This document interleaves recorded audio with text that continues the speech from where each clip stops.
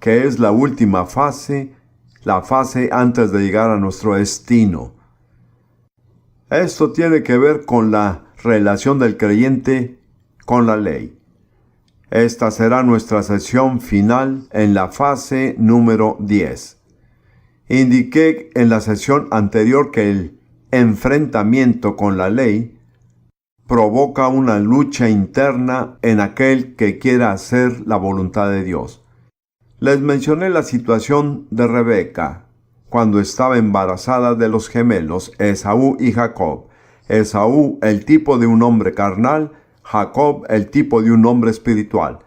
Les mencioné que el mismo Pablo claramente pasó por el mismo tipo de lucha espiritual. Y al final de Romanos capítulo 7, él grita en agonía: «Miserable de mí, ¿quién me librará de este cuerpo de muerte?».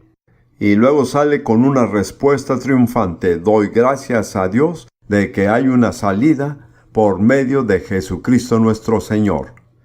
Dije que la salida es a través de la cruz, por medio del sacrificio sustitutivo de Jesús, porque en la cruz y en Jesús, nuestro viejo hombre, este cuerpo de pecado, fue condenado a muerte. Y por medio de esa ejecución en la cruz, podemos ser liberados del dominio de la vieja naturaleza carnal y podemos ser liberados para servir a Dios en el Espíritu. Romanos capítulo 6, pienso que sería bueno que lo leyéramos por un momento. Romanos 6, versículo 6. Sabiendo esto, que nuestro viejo hombre, el antiguo yo, fue crucificado juntamente con él. Es un hecho histórico, como lo había mencionado. Ya sea que lo sepan o no, es verdad. Pero el saberlo y creerlo lo hará cambiar. Y todo fue hecho para que el cuerpo del pecado sea destruido. Prefiero usar los términos ineficaz o fuera de servicio, a fin de que no sirvamos más al pecado. Esto quiere decir que mientras sigamos permitiéndole al viejo hombre hacer lo que le plazca, seremos esclavos del pecado. En Romanos 6:6, esto se presenta como algo que se hizo para nosotros. Nuestro viejo hombre fue crucificado junto con él, nuestra naturaleza carnal. Pero hay otra cara de esta verdad que les quiero compartir. Hay algo que tenemos que hacer. No todo resulta por lo que hizo Jesús. Nos corresponde cierta respuesta de fe con la que hay que cumplir. Por lo mismo me gustaría volver a Gálatas 5:24, que habla, creo yo, de la respuesta que se tiene que dar. Gálatas 5:24. Pero los que son de Cristo han crucificado la carne con sus pasiones y deseos. Noten que esta es la característica de aquellos que verdaderamente pertenecen a Jesús. No es una doctrina, no es una denominación, es algo que ha ocurrido en ellos por acto de voluntad propia y de la fe. Ellos han crucificado a la carne. Romanos 6:6 está del lado de Dios. Nuestro viejo hombre fue crucificado. Ahí se establece la base. En Gálatas 5:24 está la respuesta que se nos pide. Los que pertenecen a Cristo han crucificado la carne. Basado en lo que Jesús hizo por nosotros, hemos aplicado la cruz a nuestra propia naturaleza carnal. Ahora, la cruz no es una cosa fácil para morir. Es doloroso. Y hay una cierta medida de dolor inevitable al entrar en esta vida de libertad y victoria. Solo se puede lograr mientras crucificamos la carne. Y de cierta forma, tenemos que tomar los clavos y clavarlos en nuestras propias manos y propios pies, y asumir nuestro lugar voluntariamente en la cruz en identificación con Jesús en su muerte. Quiero enfatizar de nuevo que no quedarán libres del dolor, pero es el mejor camino. Quiero que pasemos a una escritura que por muchos años no la entendía. En 1 de Pedro capítulo 4, versículos 1 y 2. Primera de Pedro 4, 1 y 2. Puesto que Cristo ha padecido por nosotros en la carne, vosotros también armaos del mismo pensamiento. En otras palabras, decídanse de una vez porque van a tener que sufrir en la carne. Pues quien ha padecido en la carne, terminó con el pecado. Esa sí que fue una declaración que me asombró. Yo pensé que Jesús tomó todo el sufrimiento, con todo lo que hizo en la cruz. ¿Por qué tenemos que sufrir en la carne? Pero me atraían esas palabras, pues quien ha padecido en la carne terminó con el pecado. Yo pensé, y me pareció algo maravilloso poder terminar con el pecado. De cierta forma me desanimó tal afirmación, me atraían las consecuencias. Entonces comencé a orar y meditar en ello. Ahora vamos a ver el siguiente versículo antes de seguir. Terminó con el pecado, para no vivir el tiempo que resta en la carne, se refiere al cuerpo físico, conforme a las concupiscencias de los hombres, sino conforme a la voluntad de Dios. Otra vez me siento muy atraído y a esa posibilidad de no vivir el resto de mi vida para las concupiscencias de mi naturaleza carnal, sino para hacer la voluntad de Dios. Pero como conozco mi propio corazón, es mi deseo hacer la voluntad de Dios. Pero al parecer, el camino va a ser doloroso. Y no sé por cuánto tiempo lo estuve meditando, pero creo que Dios me ha mostrado la respuesta y se las quiero compartir. Pienso que es extraordinariamente práctico. Yo diría que en cierto sentido ustedes tienen dos opciones. O sufren a la manera de Dios, o sufren a su propia manera, pero ustedes sufrirán. Quien dice que no hay sufrimiento en la vida cristiana les está engañando y eso va directamente en contra de las Escrituras. Así que permítame darles un pequeño ejemplo para que se entienda más fácilmente, en lugar de explicaciones muy elaboradas. Tenemos a una bella y joven cristiana que tiene unos 20 años. Ha tenido un encuentro maravilloso con el Señor, se ha llenado del Espíritu Santo, realmente desea servir a Dios, es miembro de una buena iglesia y tiene un pastor agradable, misericordioso y maduro. Después, un joven entra en su vida. Claro, eso nunca sucede en la vida real, es una suposición. Y él no es un cristiano comprometido, pero se interesa muchísimo por ella. Y le dice, bueno, iré a la iglesia contigo, lo que tú digas, me quiero casar contigo, haré lo que tenga que hacer para casarme contigo. Entonces él va a la iglesia y participa en los cantos y escucha los sermones. Y la joven va y habla con su pastor y le dice, este es el hombre que ha entrado en mi vida. Quiere casarse conmigo, ¿qué debo hacer? Y el pastor le dice, no te cases con él. Nunca ha hecho su propio compromiso personal con el Señor, solo viene a la iglesia porque te quiere. Y cuando ya te tenga y estés casada con él, no tienes garantía de que siga viniendo a la iglesia. Tengan en cuenta que tuve 9 hijas, así que tengo algo de experiencia en esto. Así que esta joven tiene 2 opciones. Lo correcto es aplicar la cruz a su naturaleza carnal. Su naturaleza carnal anhela a este hombre. Se llena de todo tipo de ilusiones bonitas de un hogar y con niños y de felicidad.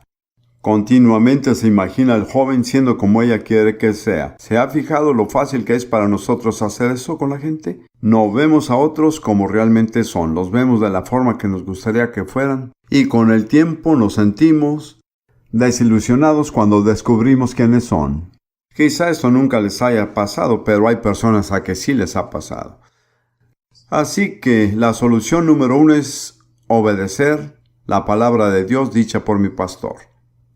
Me doy cuenta de que tiene mis mejores intereses en el corazón y por eso voy a clavarle los clavos a mi propia naturaleza carnal. Voy a tomar mi lugar en la cruz y proclamar que estoy crucificado con Cristo. Todo deseo en mí que no sea de Dios y que esté fuera de la voluntad de Dios, lo sentencio a muerte. Estoy tomando mi lugar en la cruz. Pongo esos clavos sobre mis propios caprichos, deseos y pasiones. Eso es doloroso. Pero el dolor no durará mucho. El dolor conduce a algo que es hermoso y maravilloso, una vida que verdaderamente se vive para Dios. La otra solución es la solución mala. No le hace caso a su pastor y prosigue a casarse con el hombre y 15 años después la deja con 3 hijos por otra mujer. Y llevó una vida miserable durante 15 años. No me digan que eso no es doloroso. Eso es mucho más doloroso que tomar la solución de Dios. A lo largo de 15 años entendió de que no vale la pena casarse con el hombre equivocado. Pero ha sido una manera muy larga y dolorosa de captar la realidad. Sea cual sea la forma en que entra en el propósito de Dios y en la comprensión de la voluntad de Dios, le va a ser doloroso. Pueden sentir dolor a la manera de Dios, aplicando la cruz en sus propias vidas, o enfrentar el dolor que el mundo ofrece, que es muy desagradable. Es una senda muy larga para regresar cuando está afuera de la voluntad de Dios y siguen sus propios deseos y caen en su propia naturaleza carnal. No dudo que al menos haya uno aquí esta noche a quien Dios le esté hablando en este momento. Me da cierta sensación cuando digo algo dirigiéndome a alguien. No tengo idea de quién será y no es mi intención descubrirlo. Solo quiero decirle que si estoy describiendo su situación o algo así, mi consejo es que elija el camino de Dios. Es doloroso, tiene que negarse a sí mismo, tiene que cargar con su cruz. ¿Sabe cuál es su cruz? Alguien definió la cruz de estas 2 maneras. Primero que nada es el lugar donde nuestra voluntad y la voluntad de Dios se cruzan. Cada persona que sigue a Jesús tiene en algún momento que llegar al punto que dice: no se haga mi voluntad sino la tuya. Jesús no es el único que tuvo que decirlo. Y la otra descripción de la cruz es el lugar donde uno muere. Es el lugar de su ejecución. Dios no le va a imponer la cruz. Jesús dijo: si alguno quiere venir a mí, tome su cruz y sígame. Y no se puede seguir a Jesús si uno no se niega a sí mismo y toma su cruz. La cruz es el instrumento de ejecución, pero es el camino a la liberación. Es la salida, y cuando realmente han aceptado la cruz en su vida, pueden decir: he dejado de pecar. Ahora estoy viviendo para la voluntad de Dios. Para que lo digan como Pablo: gracias a Dios, porque hay una salida por medio de Jesucristo nuestro Señor. Permítanme acabar esta sesión en particular con una descripción de la diferencia entre obedecer a Dios bajo la ley y obedecer a Dios bajo la gracia. En ambos casos, el objetivo final es obedecer a Dios, pero se cumple de diferentes maneras. Para ilustrarlo, quiero tomar un mandamiento simple que se da tanto en el Antiguo Testamento bajo la ley de Moisés como en el Nuevo Testamento en una de las epístolas. Exactamente las mismas palabras y se aplican tanto si estamos bajo la ley o bajo la gracia. Quiero tratar de esbozar brevemente la diferencia en cómo se aplican. El mandamiento es: seréis santos porque yo soy santo. Es un mandamiento muy simple. Y en una de las partes que se da es en Levítico, capítulo 11, versículo 45.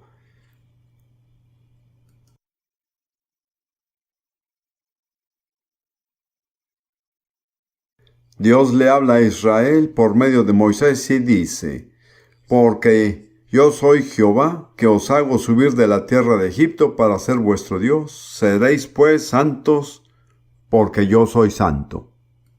Ahora, en su contexto, significa que hay que seguir un conjunto tremendamente complicado de reglas que son dadas en los versículos anteriores a este capítulo. Entonces, este camino de santidad dice: tengo que hacer esto, tengo que hacer lo otro, Tengo que hacer aquello, no debo hacer esto, no debo hacer lo otro. Esa es la respuesta del legalismo ante el requisito de la santidad. Escuchen algunos de los mandamientos. Muchas personas no se han dado cuenta de todo lo que implicaba el estar bajo la ley de Moisés. Si pasan al versículo 26 de ese capítulo, el mismo capítulo 11 de Levítico, solo lean algunos de los mandamientos anteriores. Todo animal de pezuña, pero que no tiene pezuña hendida ni rumia, tendréis por inmundo, y cualquiera que los tocare será inmundo. Bien, entonces, si tocan a uno de esos animales, como un camello, con la pezuña hendida pero sin rumiar, se vuelven impuros. Quedan excluidos de la comunión del pueblo de Dios hasta la puesta del sol. Y tienen que pasar por muchos rituales de limpieza. ¿Está bien? Continuamos. Y de todos los animales que andan en cuatro patas, se incluyen a sus adorados gatitos y perritos, tendréis por inmundo a cualquiera que ande sobre sus garras, y todo el que tocare sus cadáveres será inmundo hasta la noche. Y el que llevare sus cadáveres lavará sus vestidos y será inmundo hasta la noche. Los tendréis por inmundos hasta la noche. No es nada simple. Así que si van a estar bajo la ley, cada vez que tocan un gato muerto, tienen que permanecer impuros hasta la noche. Luego tienen que lavarse todo el cuerpo y cambiarse la ropa. Y tendréis por inmundos a estos animales que se mueven sobre la tierra, la comadreja, el ratón, la rana, según su especie, el erizo, el cocodrilo, el lagarto, la lagartija y el camaleón. Estos tendréis por inmundos de entre los animales que se mueven. Y continúa, y cualquiera que los tocare cuando estuvieren muertos será inmundo. Así que tan solo caiga una lagartija muerta en algo, se vuelve inmundo. Ya saben, las lagartijas tienden a morirse. Al menos así es en Florida. Bueno, se vuelve inmundo, sea cosa de madera, vestido, piel, saco, sea cualquier instrumento con que se trabaja. Será metido en agua y quedará inmundo hasta la noche, entonces quedará limpio. Toda vasija de barro dentro de la cual cayera alguno de ellos será inmunda, así como todo lo que estuviera en ella, y quebraréis la vasija, ya nunca más podrá usarse. Bien, todo alimento que se come, sobre el cual cayera el agua de tales vasijas, será inmundo, y toda bebida que hubiera en esas vasijas será inmunda. Y de esto hay más, ¿lo ven? Es muy elaborado. Tiene una gran cantidad de detalles altamente complicados. Al final de la lista, el Señor dice, seréis pues santos, como yo soy santo. ¿Qué significado tiene en ese contexto? ¿Qué significa ser santo? Significa seguir cada una de esas reglas sin romperlas. Esa es la santidad de la ley. Es perfectamente válida si pueden cumplirla. Como dijo Pablo, la ley es perfecta, pero difícil de cumplir. Ahora veamos a 1 de Pedro, capítulo 1, versículo 16.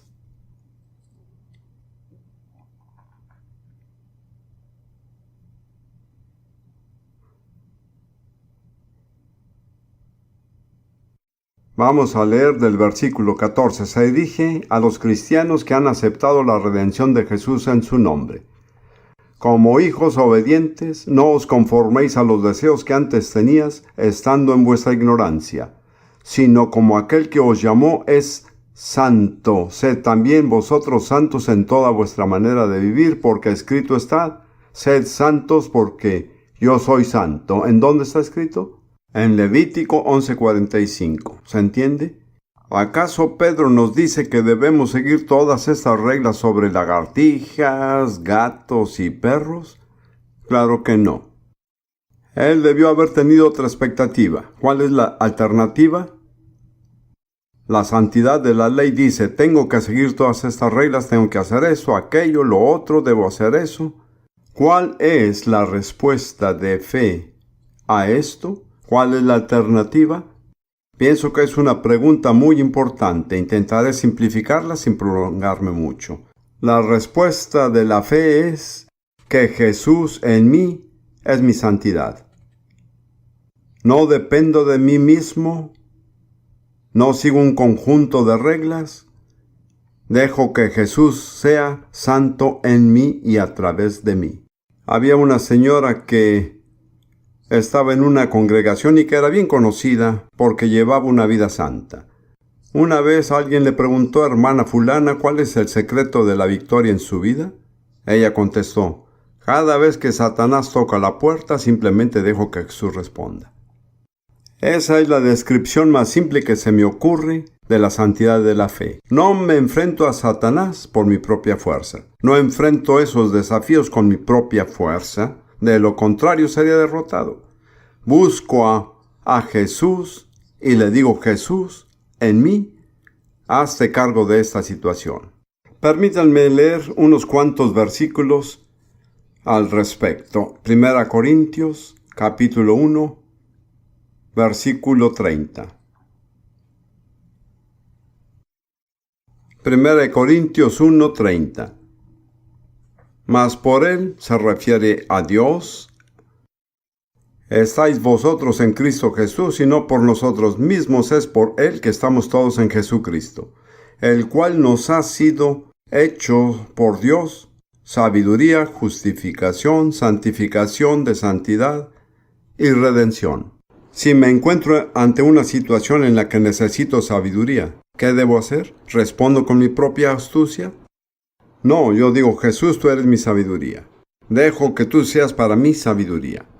Si me enfrento a una situación en la que me siento tentado y mi integridad es desafiada, ¿qué debo hacer? ¿Me esfuerzo en algo? No. Voy a decir: Jesús, eres mi justicia, te dejo esta situación. Si me enfrento a ese desafío de santidad del que estamos hablando, yo digo: Jesús en mí es mi santidad.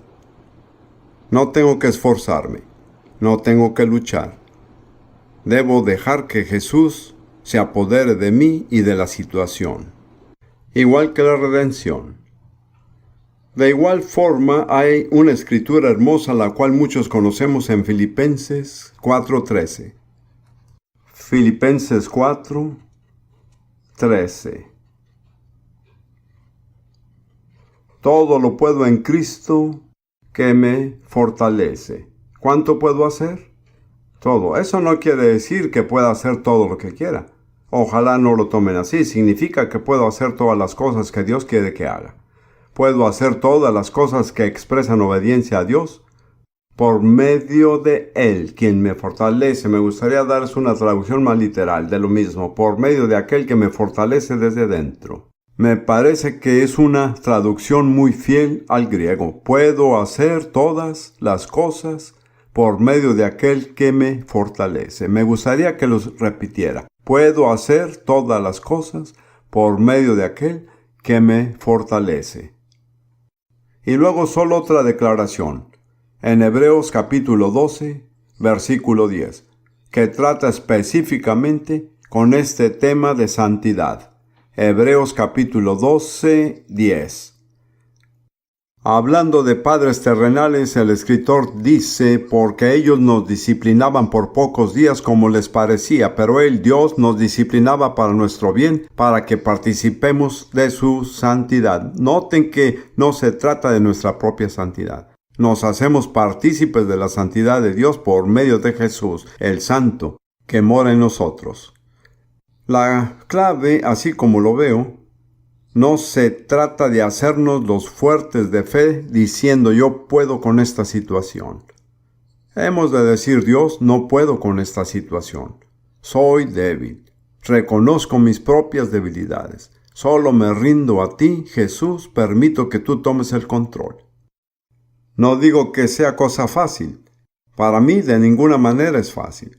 Debido a mi experiencia como hijo único y por mis logros académicos, a lo largo de mi vida estoy acostumbrado a hacer las cosas por sí mismo. Es muy difícil para mí admitir que no puedo con algo. Es mejor dejar todo a Jesús.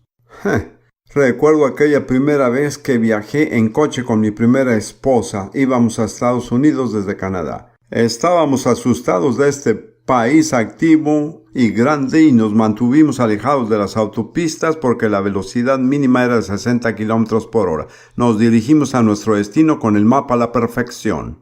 Ni un solo error. Así que antes de regresarnos, Lidia dijo que deberíamos orar antes de salir. Le dije que no había necesidad de orar. Líbreme Dios, nunca más diré algo así. Entramos en la autopista, me perdí la salida y me fui otros 43 kilómetros hasta la próxima salida sabiendo que tendría que recorrer los 43 kilómetros de nuevo. Y cuando salimos de la autopista el motor se descompuso. Nunca he vuelto a decir que no se necesita orar, pero ¿vieron cuál fue mi error? Confié en mis propias habilidades. Así que no digo que sea fácil y no estoy diciendo que no requiera fuerza, pero requiere otro tipo de fuerza, cuya fuerza dice que no confiaré en mí mismo. Me rendiré a Jesús. Le dejaré el control. Aún tiene que ejercitar su propia voluntad. Créanme, la voluntad juega un papel importante en el cristianismo. No se trata de ser pasivo y dejar que todo suceda como sea. Eso no es lo que me refiero. Me refiero a decidir lo correcto. Cada vez que tiene una necesidad o un problema, y no podemos hacerlo de inmediato, es algo que tenemos que aprender paso a paso y decimos, Dios, no puedo con este problema. No estoy al par de esto, no tengo la sabiduría ni la fuerza, pero Jesús, tú estás en mí. Puedo hacer todo lo que Dios quiera que haga por medio del que me fortalece desde adentro. ¿Saben lo que descubrí? Y se los comparto como una debilidad que no tienen. He notado que cuando me enfrento a problemas grandes, recurro a Dios, pero los menores trato de solucionarlos yo. Pero resulta que los problemas menores se convierten en problemas mayores. Y bueno, espero que me hayan entendido. Ahora hemos completado las 10 fases de nuestra peregrinación romana. Y nos encontramos ahora a la entrada de nuestro destino, que es, como ya les dije, Romanos capítulo 8, un hermoso despliegue de la naturaleza de la vida del cristiano controlada y llena del Espíritu, que ha cumplido las condiciones de Dios. Por lo interesante que es, especulé en voz alta sobre cuántos por los tantos había. En las partes de los pasajes que hemos leído, un miembro diligente de nuestra congregación me sorprendió con la respuesta por la cual estoy muy agradecido. Así que si quieren saber cuántos por los tantos existen en el Nuevo Testamento, hay 370. En las epístolas de Pablo hay 120, o sea, un tercio de estos vienen de Pablo. En el libro de Romanos hay 28. Aquí tenemos un análisis estadístico interesante. Ahora, si hemos llegado a la entrada de nuestro destino, es muy importante Romanos 8, versículo 1. Por lo tanto, ya no hay ninguna condenación para los que están unidos a Cristo Jesús. Las palabras importantes son ninguna condenación. Mientras haya cualquier tipo de condena en sus vidas, no podrán vivir ni seguir, según Romanos capítulo 8. El propósito de Dios en los 7 capítulos anteriores fue eliminar todas las posibles causas de condena en nuestras vidas. Si los cumplimos fielmente, lo hemos entendido y creído, entonces ahora podemos decir, ya no hay ninguna condenación en mi vida. Personalmente pienso que la condena es el arma favorita y más fuerte del diablo. Me he encontrado con un sinnúmero de cristianos que no son libres de la condena. Creo que la razón es porque no han iniciado la peregrinación, no han pasado por la percoladora. Como dije, son muchos los que quieren instantáneamente llegar a Romanos 8, pero no es así. Hay que lidiar con todas las posibles causas de condenación. No podemos enumerarlas todas ahora, Pero tengan en cuenta que en el capítulo 3 vimos el hecho de que todos nuestros pecados pasados pueden ser perdonados. Luego, en el capítulo 6, pasamos por la ejecución del rebelde, del viejo hombre.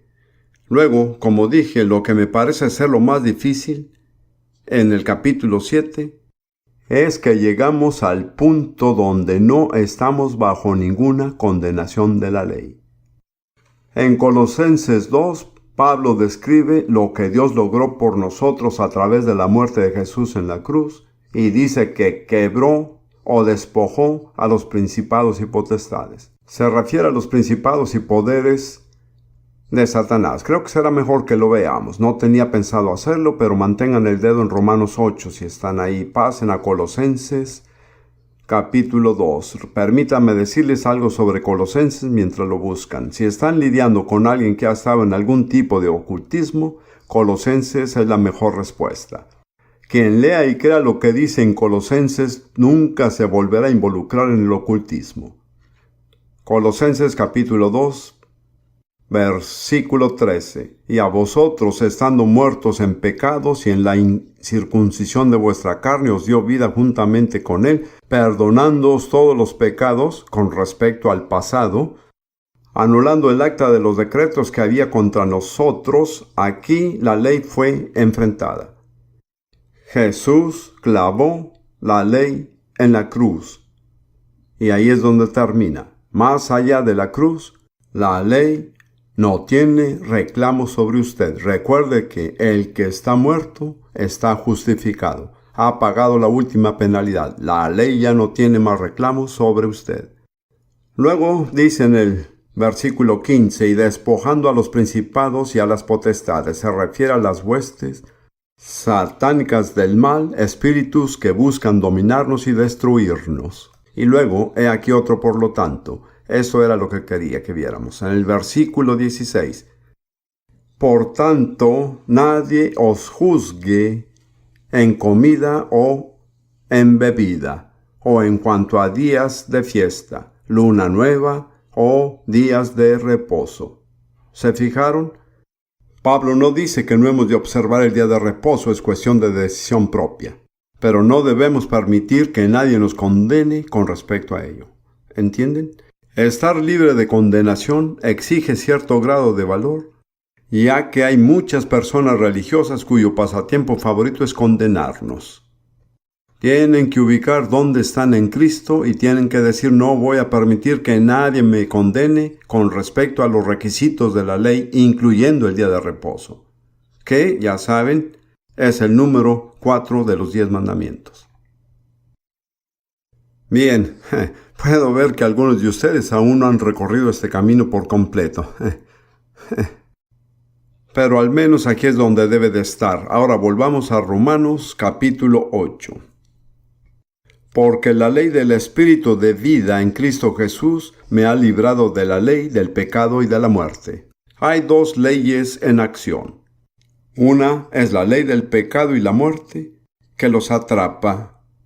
La otra es la ley del Espíritu de vida, que solo actúa en Cristo Jesús, no actúa aparte de Cristo Jesús. Los alienta. Para darles un ejemplo muy simple, veamos este folleto que tengo en la mano.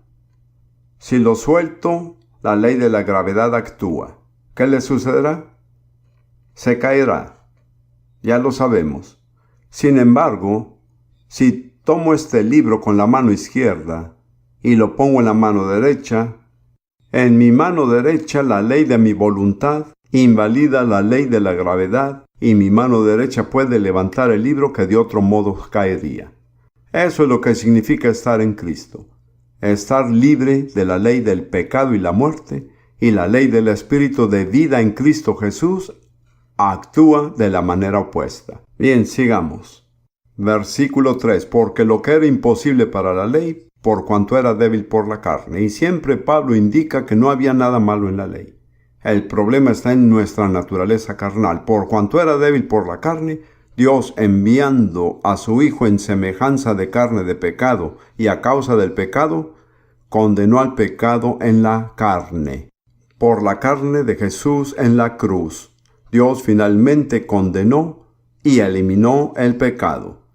Hay dos escrituras en Hebreos que debemos ver por un momento. Hebreos 9:26.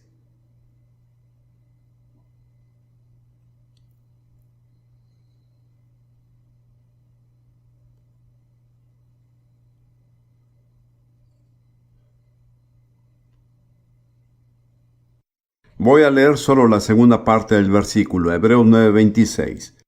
Pero ahora, en la consumación de los siglos, Jesús se presentó una vez para siempre por el sacrificio de sí mismo para quitar del medio el pecado. ¿Qué logró al sacrificarse a sí mismo?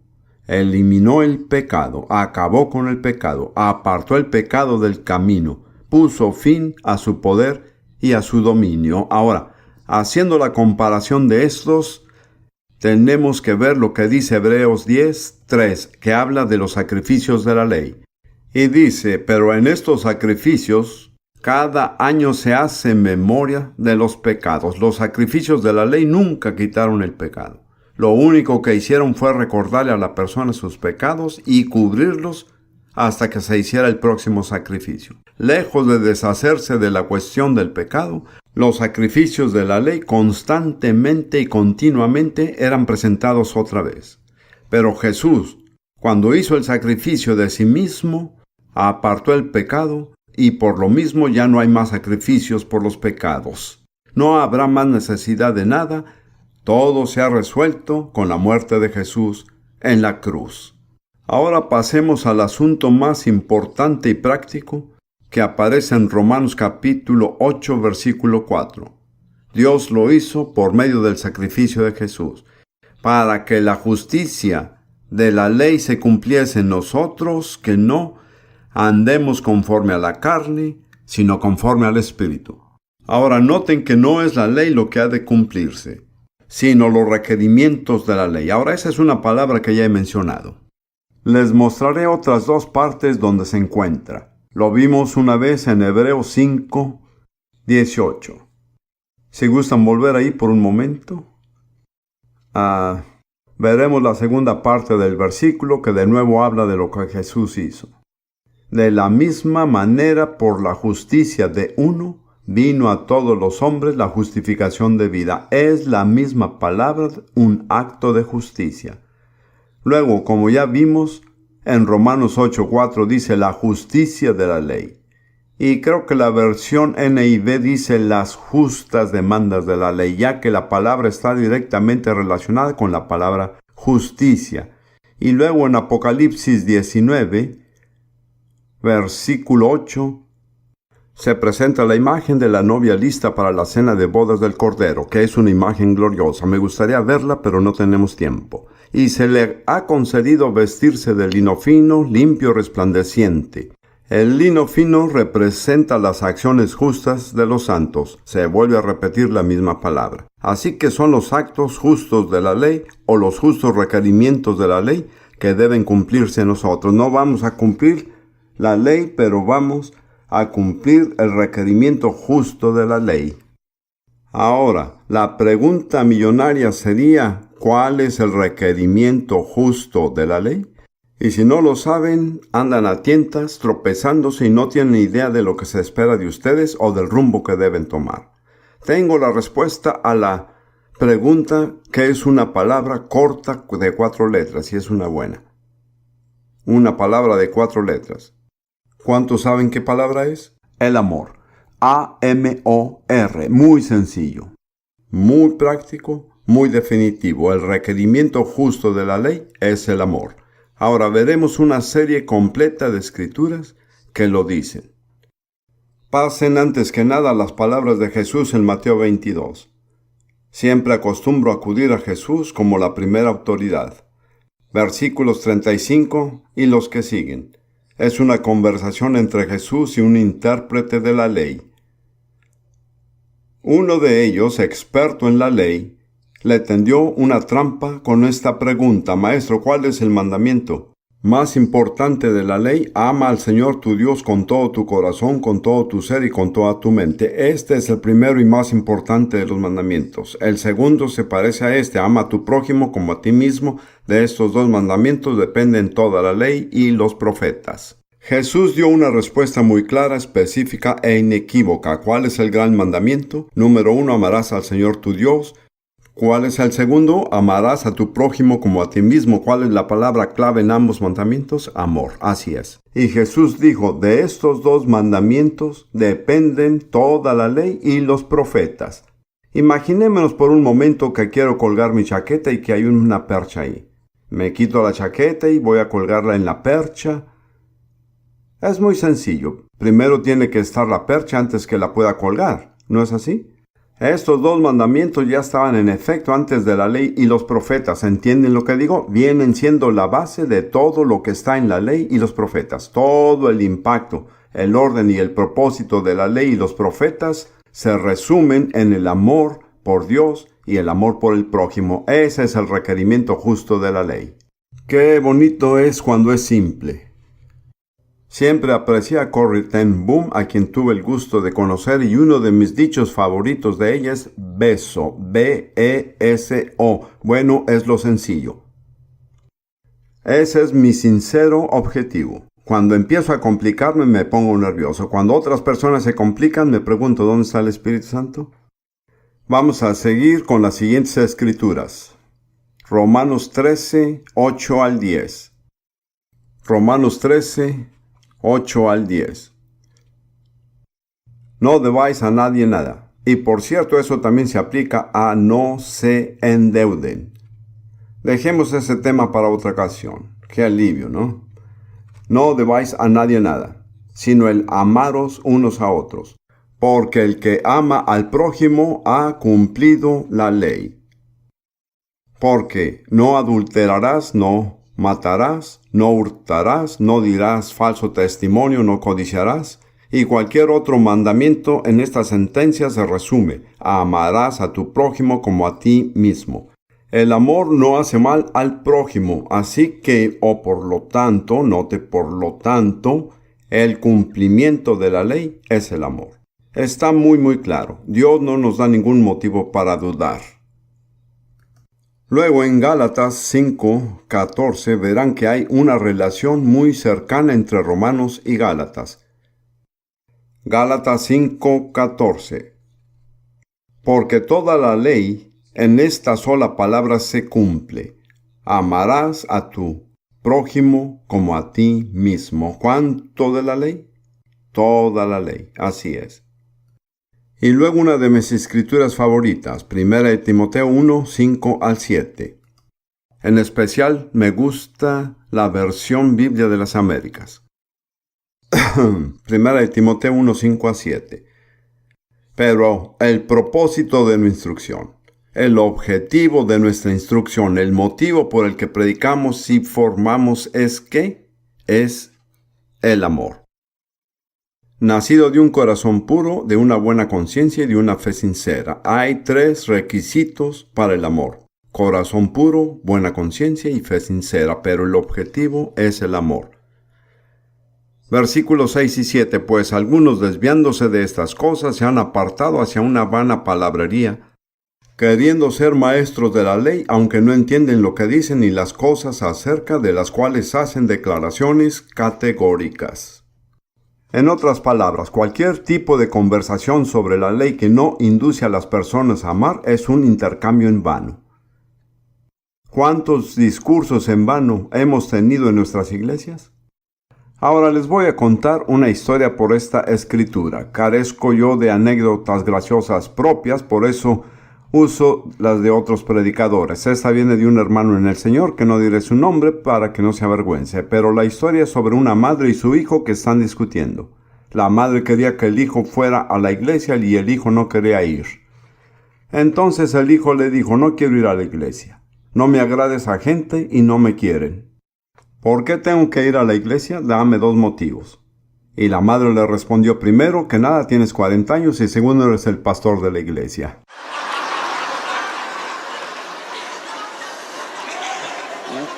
¿Cuánta enseñanza hay en esa historia? ¿No es así? Es el pastor de la iglesia, no le agrada a la gente y tampoco él a la gente. ¿Hay iglesias así en Estados Unidos? ¿Cuánto tiempo desperdiciado en actividades religiosas que no producen la única cosa que realmente importa? Es algo muy serio para mí. De vez en cuando me autoexamino y digo, hermano Prince, ¿qué estás produciendo con lo que enseñas? Porque si no estás produciendo amor, estás desperdiciando tus fuerzas, tu tiempo y el de otras personas. Hermanos, ¿cuánto tiempo se desperdicia en la iglesia de hoy? Los resultados muestran que no nos amamos unos a otros. Jesús le dijo a sus discípulos, en esto conocerán todos que soy mis discípulos, si tuvieres amor los unos con los otros. Hace poco estuve en un programa en el que alguien se quejaba de que el mundo juzgaba a la iglesia. Permítame decirle que Jesús le ha dado al mundo el derecho de juzgar a la iglesia. En sus propias palabras, dijo, si el mundo no los ve amándose unos a otros, tiene todo el derecho a decir que no son mis discípulos. Ahora, ya sabemos cuál es el requerimiento justo de la ley. ¿El requerimiento justo? ¿Cuál es? El amor. Así es. Ya lo saben, yo lo sé. Ahora somos responsables de esto que sabemos. Bien. Voy a hablar brevemente sobre la esencia de este amor. Y por supuesto podría uno predicar toda la semana sobre el tema. Primero que nada, este amor es sobrenatural. Solo puede venir de parte de Dios. No hay forma de que puedan desarrollarlo ni religiosamente. Solo viene por medio del nuevo nacimiento. Primera de Pedro capítulo 1. Versículos 22 y 23. Habiendo purificado vuestras almas por la obediencia a la verdad mediante el Espíritu, para el amor fraternal no fingido, amaos unos a otros entrañablemente, de corazón puro, siendo renacidos, no de simiente corruptible, sino de incorruptible, por la palabra de Dios que vive y permanece para siempre. Noten lo que está diciendo Pedro. Su capacidad de amar a los demás solo viene del hecho de que han nacido de nuevo. Si no hubieran vuelto a nacer de la semilla de la palabra de Dios, este tipo de amor sería imposible. Así que lo que ha crecido por esta semilla se cumple por el Espíritu. Ahora volvamos a Romanos capítulo 5, una escritura que ya hemos visto. Romanos 5, versículo 5. Porque el amor de Dios ha sido derramado en nuestros corazones por el Espíritu Santo que nos fue dado. En primer lugar, se produce de la semilla de la palabra de Dios como una esencia dentro de uno. Y luego, la plenitud del amor de Dios se derrama con todo el corazón por medio del Espíritu Santo. Es totalmente sobrenatural. Ningún esfuerzo humano puede producir ni siquiera algo así del amor de Dios.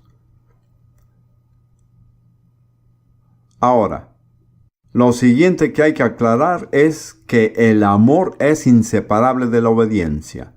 El amor no es sentimentalismo descuidado ni palabras bonitas. Se manifiesta al obedecer a Jesús en todo.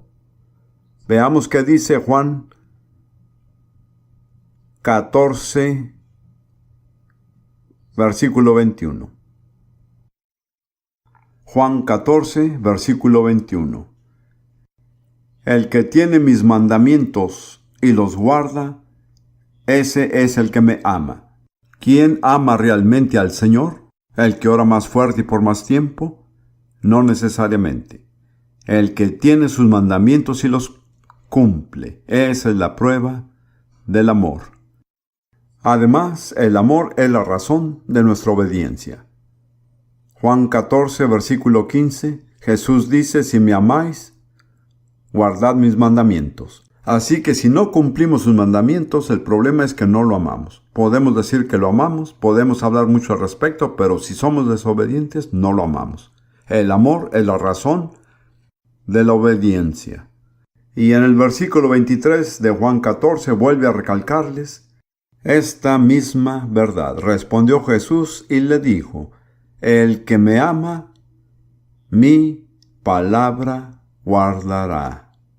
Así que el amor es la obediencia es la prueba de nuestro amor y la razón de nuestro amor. No se basa en el temor. Pablo dice en Romanos 8:15, pues no habéis recibido el espíritu de esclavitud para estar otra vez en temor. No han vuelto a la ley donde se les amenaza con castigos cada vez que hacen mal. Lo que nos mueve es una razón totalmente diferente, es amor. Ahora, para los que son padres, podrán ver la sabiduría en esto. Si tienen en la casa niños pequeños, pueden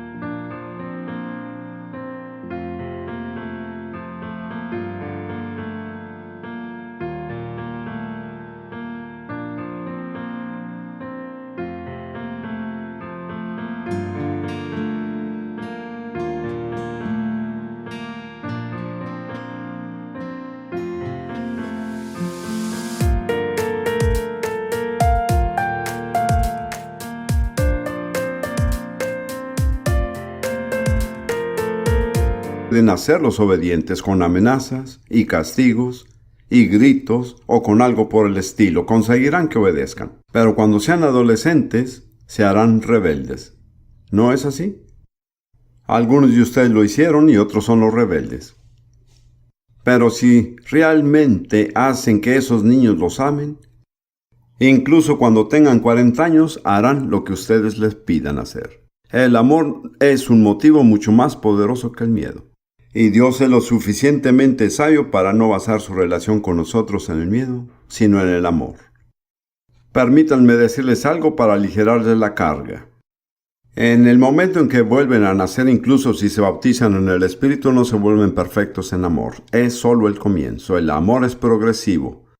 Pablo dice en Filipenses 1, versículo 9, y esto pido en oración, que vuestro amor abunde aún más y más en ciencia y en todo conocimiento, para que aprobéis lo mejor. Así que tenemos amor, pero necesita abundar más y más. Necesitamos crecer en el amor. Nuestro amor necesita extenderse. Y cuanto más amor tengamos, más sensibles seremos en las cosas que complacen a Dios. Nuevamente, un padre lo sabe. El niño que realmente lo ama es sensible a sus requisitos más mínimos. Ni siquiera hay que decirle. ¿No es así? Esa es la relación que debemos tener con Dios. Un amor creciente se expresa más y más en un mayor deseo de complacer a nuestro Padre.